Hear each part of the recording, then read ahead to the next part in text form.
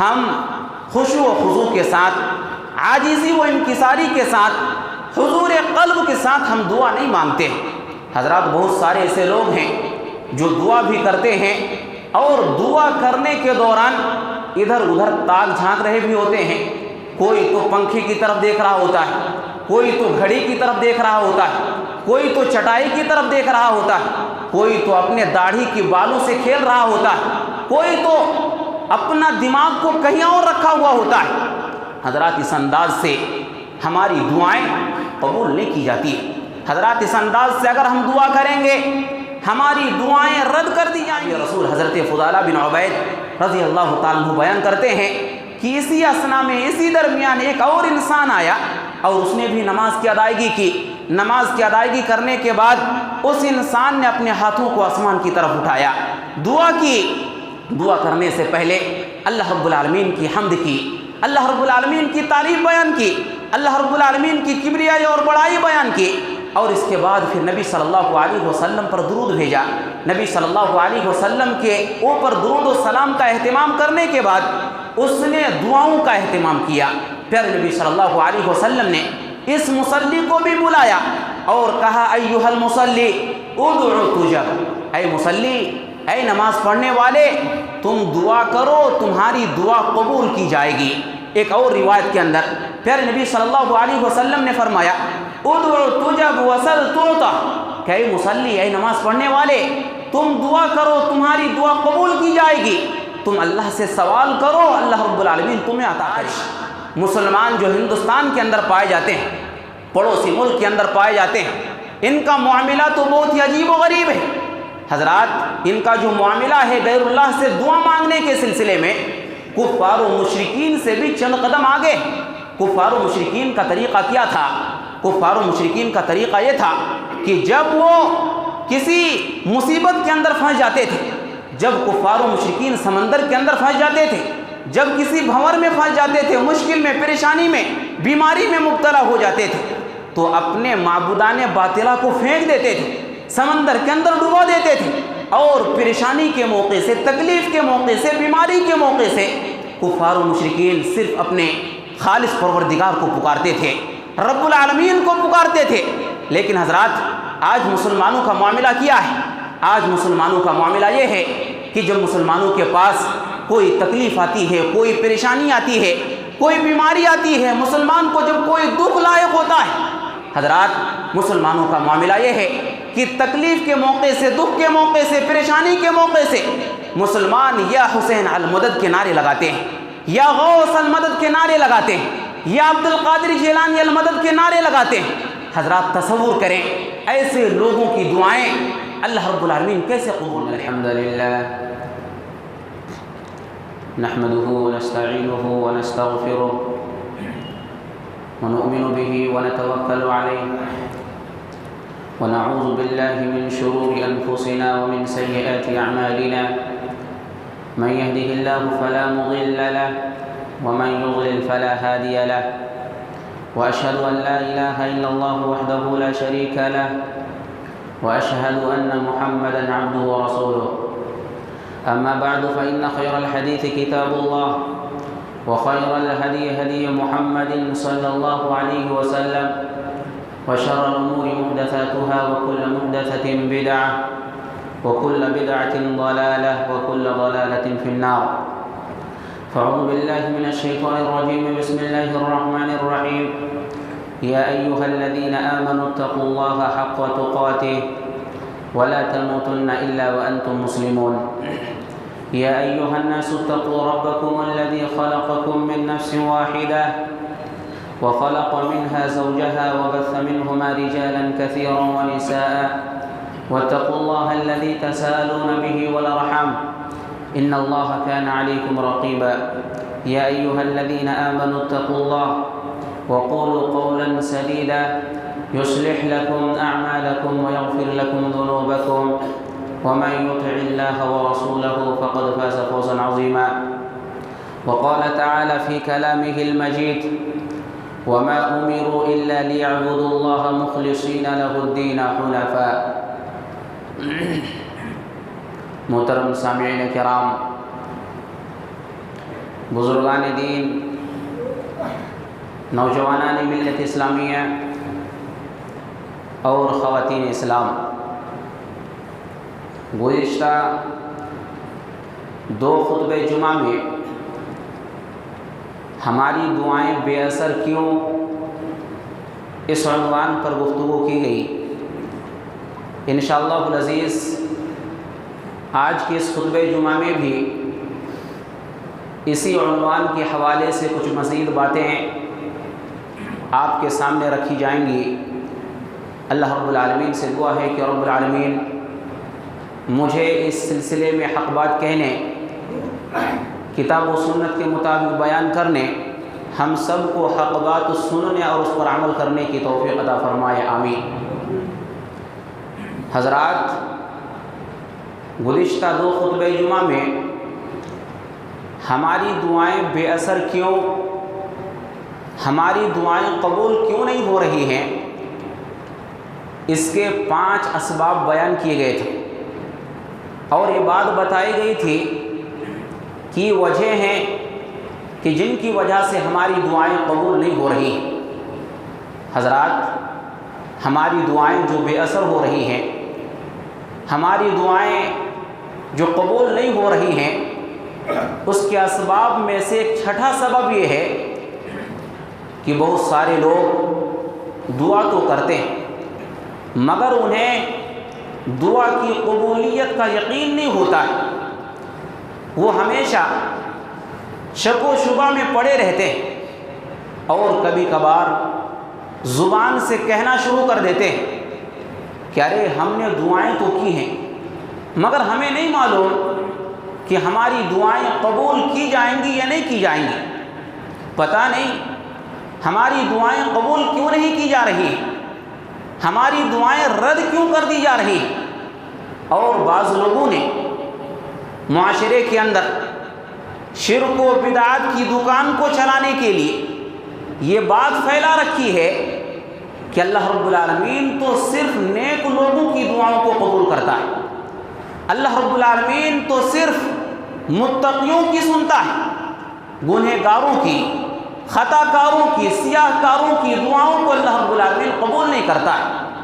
نعوذ باللہ من ذالک۔ حضرات، ایسی کوئی بات نہیں، جبکہ اللہ رب العالمین ہر انسان کی دعا کو سنتا ہے۔ دعا کرنے والا چاہے کافر ہو، مشرک ہو، ملحد ہو، بے دین ہو، یہودی ہو، نصرانی ہو، دعا کرنے والا کوئی بھی ہو، اللہ رب العالمین ہر ایک کی دعا کو سنتا ہے۔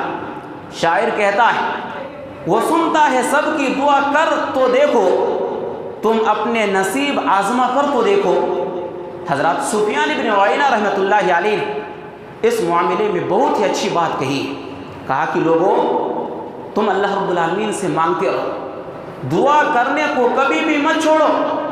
کیوں؟ اس لیے کہ اللہ کی مخلوقات میں جو سب سے برا یعنی جو ابلیس ہے، ابلیس نے اللہ رب العالمین سے دعا کی، اللہ رب العالمین نے ابلیس کی دعا قبول کر لی۔ ابلیس جس کو اللہ رب العالمین نے ملعون قرار دیا، وہ ابلیس جس کو اللہ رب العالمین نے دھتکار دیا، وہ ابلیس جو اللہ کا نافرمان ہے، وہ ابلیس جس کو اللہ نے جنت سے نکالا۔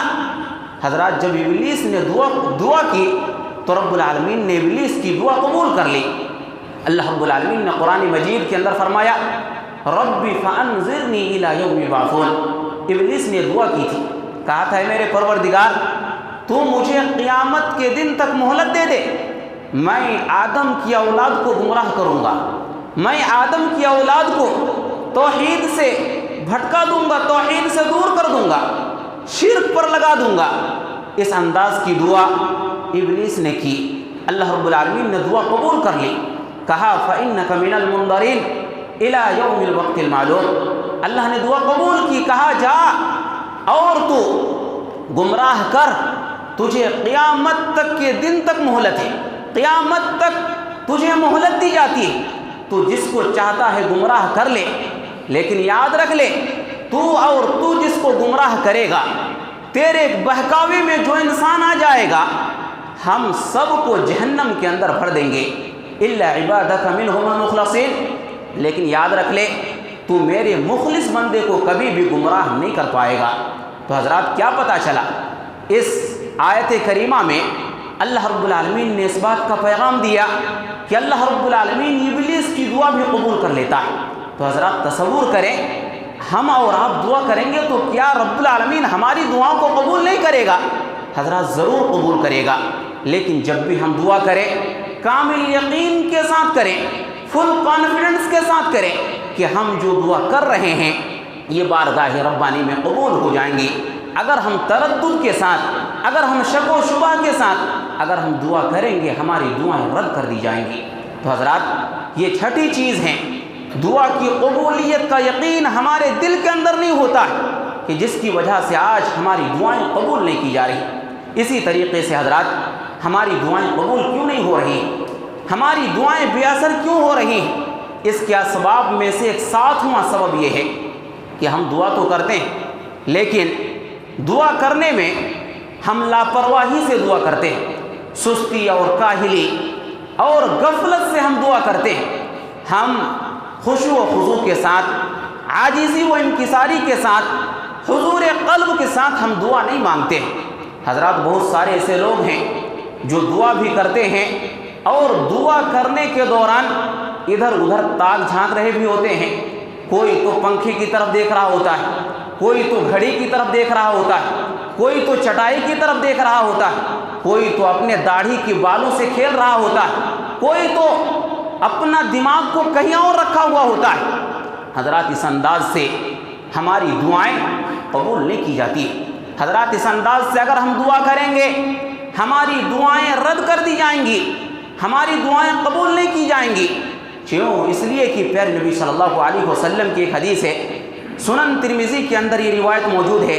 پیارے نبی صلی اللہ علیہ وسلم فرماتے ہیں ادعوا اللہ وانتم موقنون بالاجابہ، اے لوگو تم اللہ رب العالمین سے دعا کرو اس حال میں کہ تمہیں دعا کی قبولیت کا مکمل یقین ہو، تمہیں اس بات کا یقین ہو کہ ہم جو دعا کر رہے ہیں ہماری دعائیں بارگاہ ربانی میں قبول کر لی جائیں گی۔ آگے پیارے نبی صلی اللہ علیہ وسلم نے فرمایا وَاعْلَمُوا أَنَّ اللَّهَ لَا يَسْتَجِيبُ دُعَاءً مِّن قَلْبٍ غَافِلٍ لَاهٍ۔ پیارے نبی صلی اللہ علیہ وسلم نے فرمایا کہ اے لوگوں یاد رکھو اللہ رب العالمین غافل، لاپرواہ دل سے کی گئی دعاؤں کو قبول نہیں کرتا ہے۔ تو حضرات جب بھی ہم دعا کریں ہم خشوع و خضوع کے ساتھ دعا کریں، عاجزی و انکساری کے ساتھ دعا کریں۔ جب بھی ہم دعا کریں حضور قلب کے ساتھ ہم دعا کریں، ہماری ساری دعائیں بارگاہ ربانی میں قبول کی جائیں گی۔ اور اسی بات کا پیغام اللہ رب العالمین نے اس آیت کریمہ کے اندر دیا۔ اللہ رب العالمین نے فرمایا ادعوا ربکم تضرعا وخفیہ انہ لا یحب المعتدین۔ اللہ رب العالمین نے فرمایا کہ تم اپنے رب کو پکارو، عاجزی کرتے ہوئے، انکساری کرتے ہوئے، خشوع و خضوع کے ساتھ تم اپنے رب کو پکارو، وخفیہ چپ کے اپنے رب کو پکارو، تنہائی میں اپنے رب کو پکارو۔ انہ لا یحب المعتدین، اللہ رب العالمین حد سے گزر جانے والوں کی دعاؤں کو قبول نہیں کرتا ہے۔ تو حضرات ہماری دعائیں جو قبول نہیں ہو رہی ہیں اس کا ایک اہم سبب یہ ہے کہ ہم لاپرواہی سے، غفلت سے ہم دعا کرتے ہیں، جس کی وجہ سے آج ہماری دعائیں قبول نہیں ہو رہی ہے۔ ہماری ذمہ داری ہے کہ ہم خشوع و خضوع کے ساتھ، عاجزی و انکساری کے ساتھ، حضور قلب کے ساتھ ہم دعا کا اہتمام کریں، ہماری ساری دعائیں بارگاہ ربانی میں قبول ہو جائیں گی۔ اسی طریقے سے حضرات ہماری دعائیں جو قبول نہیں ہو رہی ہیں، ہماری دعائیں جو رد کر دی جا رہی ہیں، اس کے اسباب میں سے ایک 8واں سبب یہ ہے کہ ہم سب دعا تو کرتے ہیں، ہم سارے کے سارے لوگ دعا کا اہتمام تو کرتے ہیں، لیکن صحیح انداز سے، صحیح طریقے سے ہم اور آپ دعا کا اہتمام نہیں کرتے۔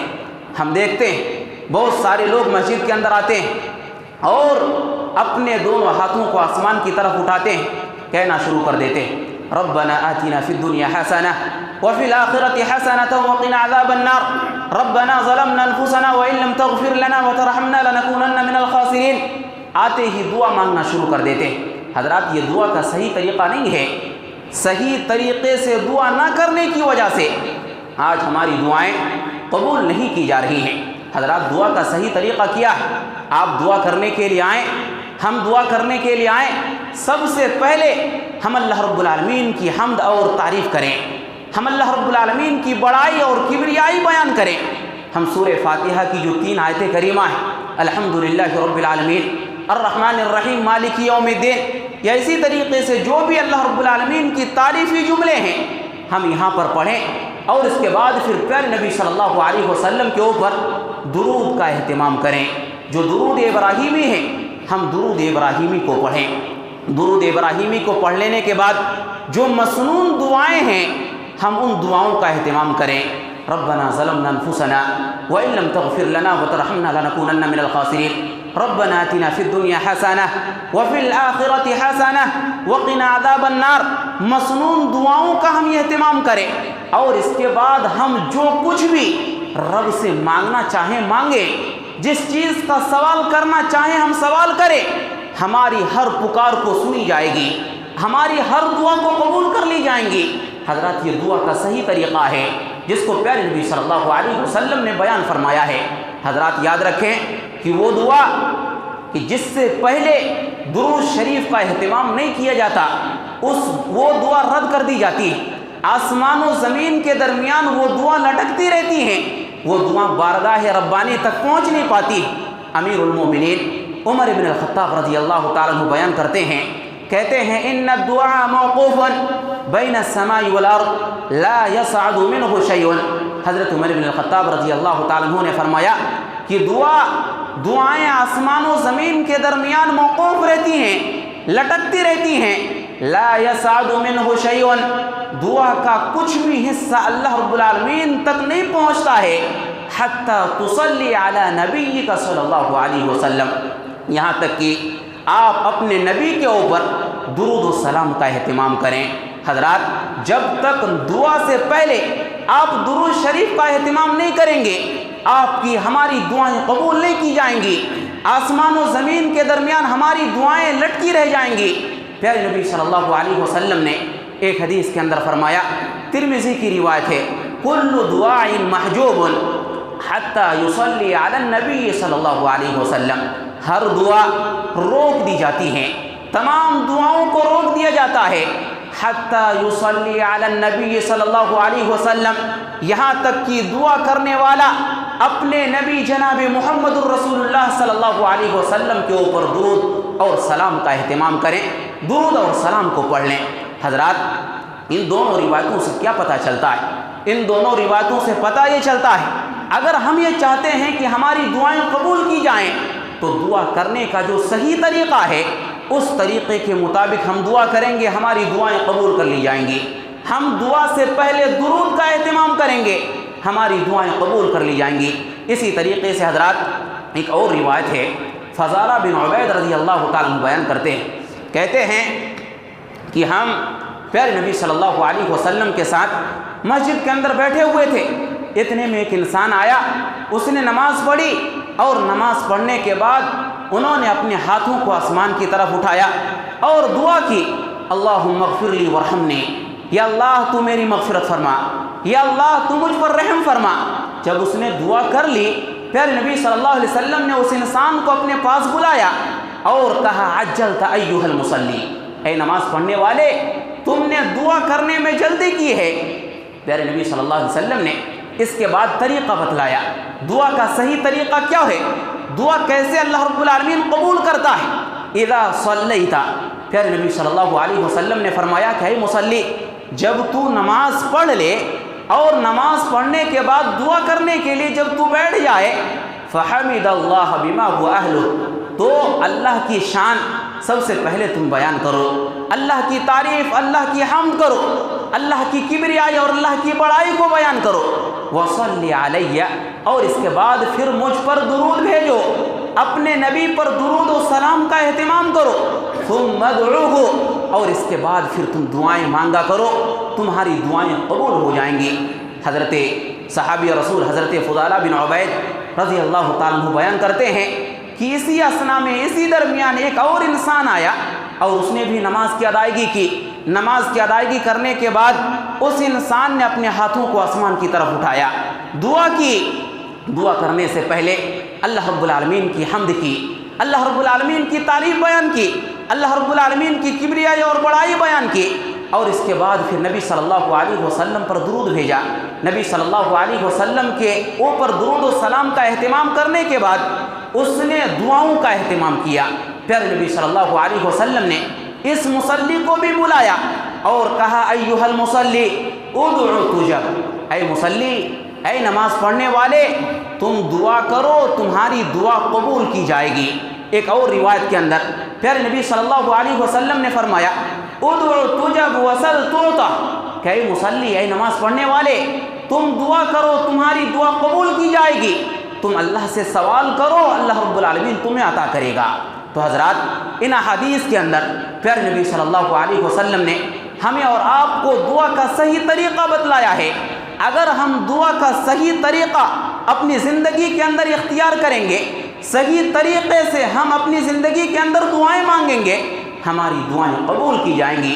دعا کا صحیح طریقہ، جب بھی ہم اور آپ بارگاہ ربانی میں ہاتھ اٹھائیں، سب سے پہلے اللہ کی تعریف کریں، اس کے بعد نبی صلی اللہ علیہ وسلم کے اوپر درود کا اہتمام کریں، اور اس کے بعد مسنون دعائیں پڑھیں، اور اس کے بعد پھر ہم اپنی زندگی کے تعلق سے جو بھی دعائیں مانگنا چاہیں مانگے، ہماری ساری دعائیں ایسی صورت میں قبول کر لی جائیں گی۔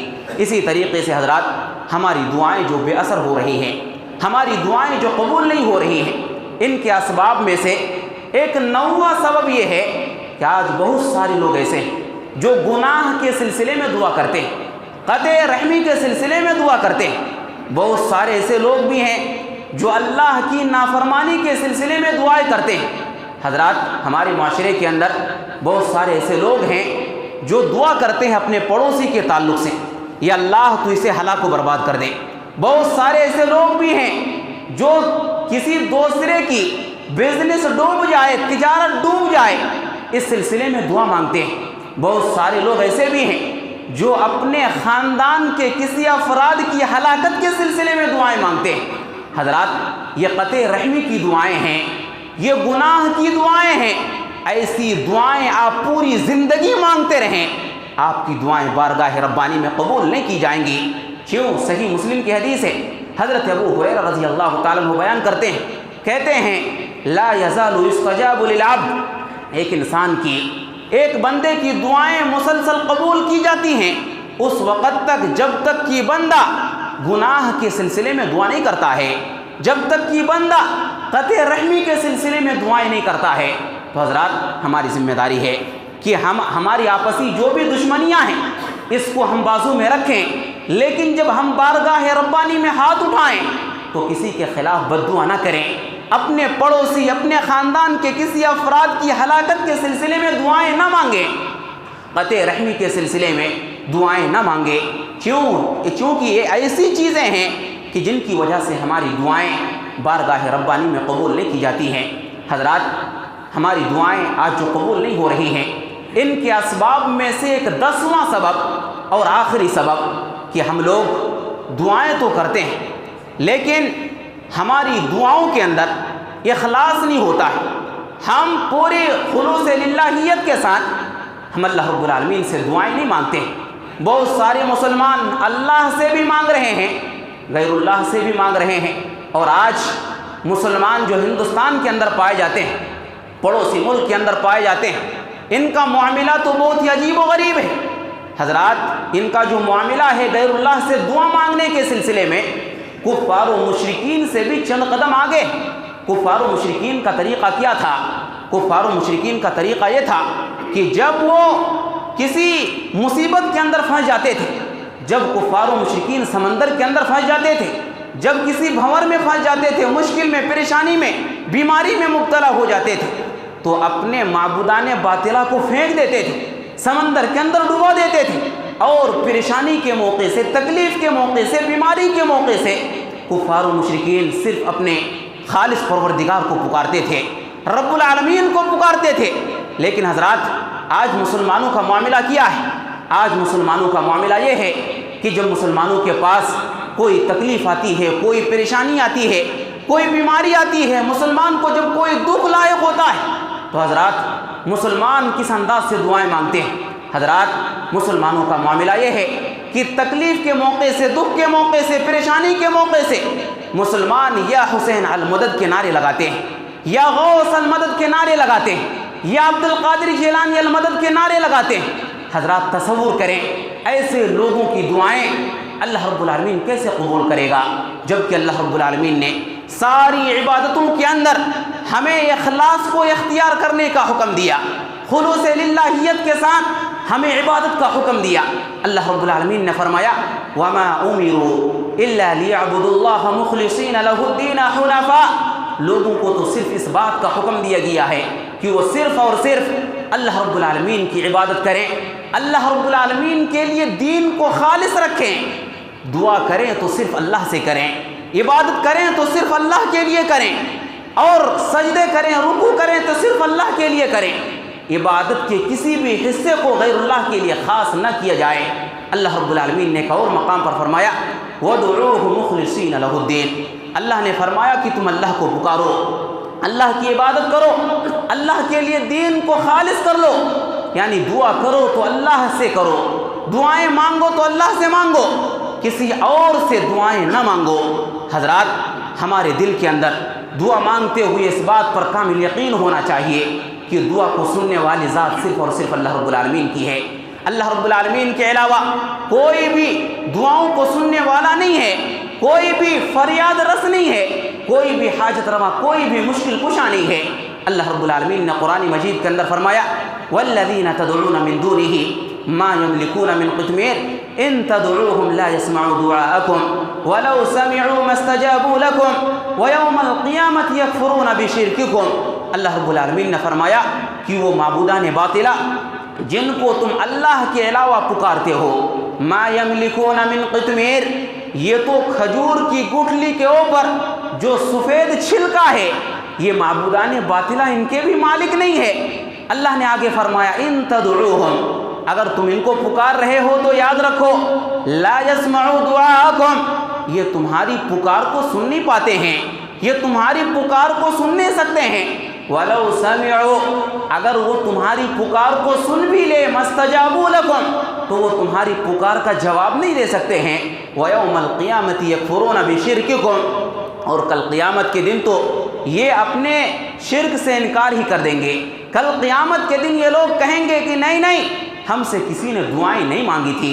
حضرات تو جب بھی ہم دعائیں مانگے خالص اللہ رب العالمین سے دعائیں مانگے، اگر ہم دعا کے اندر خلوص للہیت کو اختیار کریں گے، یاد رکھیں ہماری ساری دعائیں قبول ہو جائیں گی۔ حضرات اگر ہم اخلاص کے ساتھ دعائیں نہیں مانگیں گے، اللہ کے بجائے کسی اور سے ہم دعاؤں کا مطالبہ کریں گے، کسی اور کو فریاد رس سمجھیں گے، تو یاد رکھیں ہماری دعائیں قابل قبول نہیں ہوں گی۔ حضرات دعا کے تعلق سے آپ 4 باتیں ہمیشہ یاد رکھیں، جب بھی آپ دعا کرتے ہیں دعا کے تعلق سے اگر آپ 4 باتیں یاد رکھیں گے تو ایسی صورت میں آپ کبھی دعا کرنے کے بعد مایوس نہیں ہوں گے۔ وہ 4 باتیں کون کون سی ہیں؟ اختصار کے ساتھ سماعت فرمائیں، 5 منٹ کا وقت ابھی باقی رہ گیا ہے۔ آپ 4 باتوں کو اگر یاد رکھ لیتے ہیں تو دعا کرنے کے بعد اپنی زندگی کے اندر کبھی بھی مایوس نہیں ہو سکتے۔ وہ 4 باتیں کون کون سی ہیں؟ سب سے پہلی بات یاد رکھیں، جب بھی کوئی انسان دعا کرتا ہے تو اس کی دعا کرنے کی وجہ سے ان کو 3 فائدوں میں سے ایک فائدہ ضرور ملتا ہے۔ 3 فوائد ہیں، ان میں سے دعا کرنے والوں کو، دعا کرنے والے انسان کو ایک فائدہ ضرور ملتا ہے۔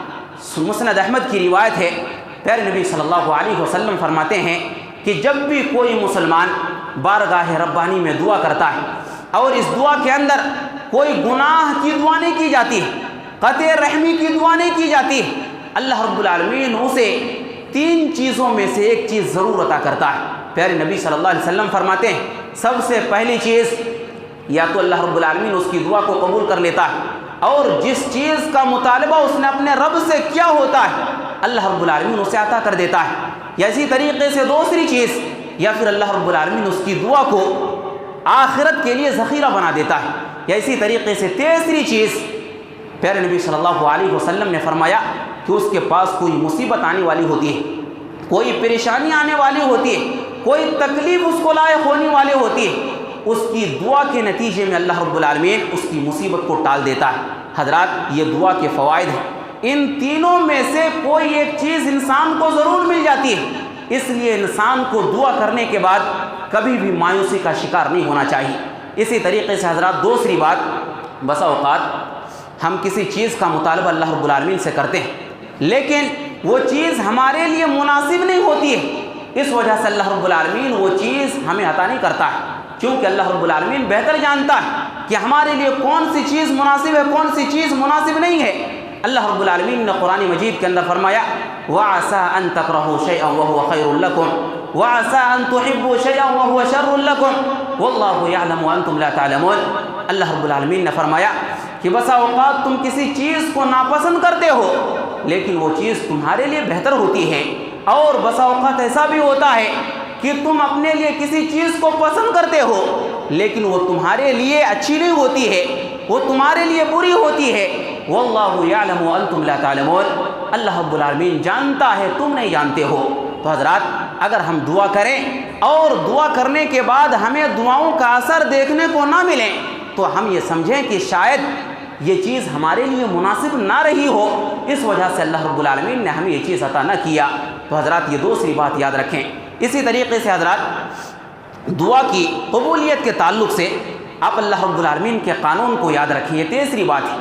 اللہ رب العالمین کبھی کبھار فوراً دعا کو قبول کر لیتا ہے، بہت ہی جلدی اللہ رب العالمین دعا کو قبول کر لیتا ہے۔ جیسے حضرت زکریا علیہ السلام نے دعا کی نماز میں مشغول ہو گئے، فرشتوں کو اللہ نے بھیجا، کہا کہ جاؤ اللہ نے تمہاری دعا قبول کر لی ہے، اس بات کی بشارت زکریا کو سنا دو۔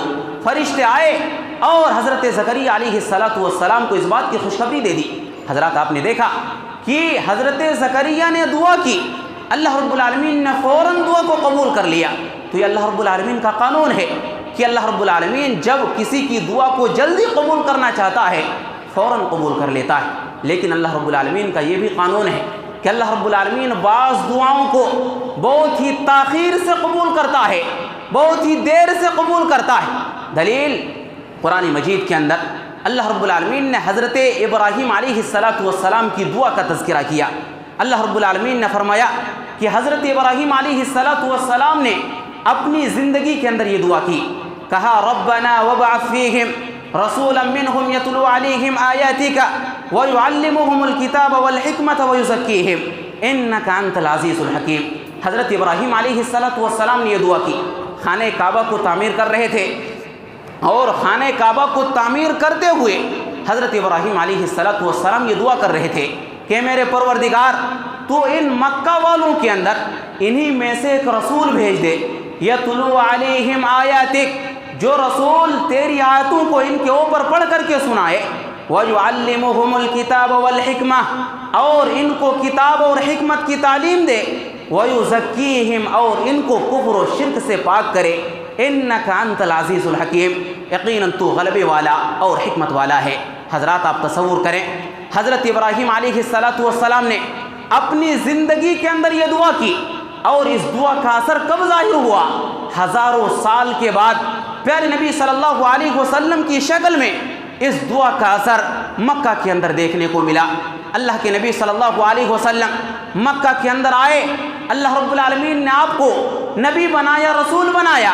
پیارے نبی صلی اللہ علیہ وسلم اپنی زندگی کے اندر یہ کہا کرتے تھے کہ انا دعوت ابی ابراہیم، میں اپنے باپ ابراہیم کی دعا ہوں۔ حضرات تو آپ نے دیکھا حضرت ابراہیم علیہ السلام نے اپنی زندگی کے اندر دعا کی تھی، لیکن دعا کی قبولیت کا اثر کب ہوا؟ ہزاروں سال کے بعد۔ تو اس سے اللہ رب العالمین کا قانون یہ معلوم ہوا کہ اللہ رب العالمین کبھی کبھار دعاؤں کو بہت ہی تاخیر سے قبول کرتا ہے، لہٰذا ہم دعا کرنے کے بعد کبھی بھی مایوسی کا شکار نہ ہوں۔ یہ تیسری بات تھی۔ چوتھی بات کہ ہم دعائیں کرتے ہیں، ہم دعائیں کرتے ہیں اپنی بھلائی کے لیے، اپنی ترقی کے لیے ہم دعائیں کرتے ہیں۔ جب بھی ہم دعائیں کریں ہم پیارے نبی صلی اللہ علیہ وسلم کی اس دعا کو بھی یاد کر کے اپنی دعاؤں کے اندر مانگا کریں جو دعا پیارے نبی صلی اللہ علیہ وسلم اپنی زندگی کے اندر مانگا کرتے تھے۔ وہ کون سی دعا ہے؟ اللہم انی اعوذ بک من علم لا ینفع ومن دعاء لا یسمع ومن قلب لا یخشع ومن نفس لا تشبع پیارے نبی صلی اللہ علیہ وسلم یہ دعا پیارے نبی صلی اللہ علیہ وسلم اپنی زندگی کے اندر مانگا کرتے تھے۔ حضرات ہماری بھی ذمہ داری ہے کہ ہم جب بھی دعا کے لیے ہاتھ اٹھائیں، اگر ہم یہ چاہتے ہیں کہ ہماری دعائیں قبول کی جائیں تو ہماری بھی ذمہ داری ہے کہ ہم اس دعا کا اہتمام کریں، اس دعا کو پڑھیں، اس دعا کو یاد کریں اور پڑھنے کا اہتمام کریں۔ اس دعا کا مطلب کیا ہے؟ پیارے نبی صلی اللہ علیہ وسلم نے اس دعا کے اندر اللہ رب العالمین سے پناہ مانگی کہ یا اللہ میں تیری پناہ میں آتا ہوں ایسے علم سے جو نفع بخش نہ ہو۔ اسی طریقے سے پیارے نبی نے فرمایا یا اللہ میں تیری پناہ میں آتا ہوں ایسی دعا سے جو قبول نہ کی جائیں۔ حضرات ایسی دعائیں ہم کو بھی کرنی چاہیے، اگر ایسی دعائیں ہم کریں گے ہماری دعائیں بھی قبول کر لی جائیں گی۔ اسی طریقے سے پیارے نبی نے فرمایا کہ یا اللہ میں تیری پناہ میں آتا ہوں ایسے دل سے جس کے اندر خشوع و خضوع نہ ہو۔ اسی طرح پیارے نبی نے فرمایا یا اللہ میں تیری پناہ میں آتا ہوں ایسے نفس سے جو سیر نہ ہو۔ تو حضرات یہ دعا پیارے نبی صلی اللہ علیہ وسلم نے اپنی زندگی کے اندر پڑھی ہے۔ ہماری بھی ذمہ داری ہے کہ جب بھی ہم دعا کریں اس دعا کا اہتمام کریں۔ اگر اللہ نے چاہا ہم جو بھی دعا کریں گے ہماری ساری دعائیں بارگاہ ربانی میں قبول ہو جائیں گی۔